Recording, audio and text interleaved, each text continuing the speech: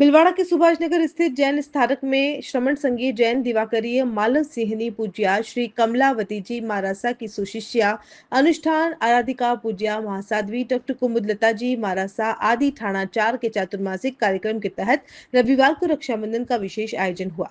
कार्यक्रम में करीब 1700 भाई बहनों ने भाग लिया और बहनों ने भाइयों की कलाई पर रक्षा सूत्र बांधकर प्रेम स्नेह और वात्सल्य का संदेश दिया।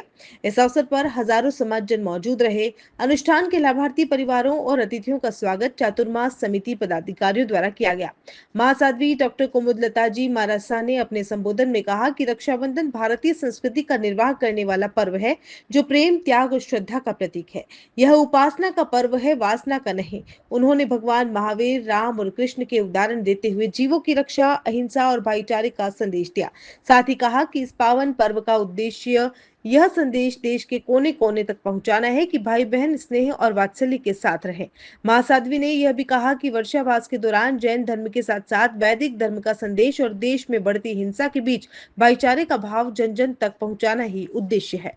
आज रक्षाबंधन का पवित्र त्योहार जो भारतीय संस्कृति के परंपरा का निर्वाह करता है, आज हम लोगों का इस पावन पर्व पर एक संदेश है कि भगवान महावीर ने संदेश दिया था, जियो और जीने दो, और अहिंसा ही परमो धर्म है।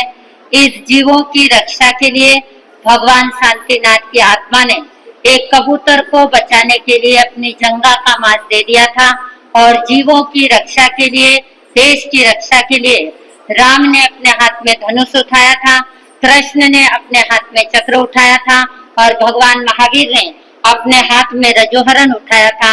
आज रक्षाबंधन के पवित्र अवसर पर भाई बहन एक दूसरे के साथ स्नेह वात्सल्य से रहे और ये संदेश देश के हर कोने कोने में जाए कि रक्षाबंधन एक पवित्र पर्व है, ये उपासना का पर्व है, ना कि वासना का पर्व है।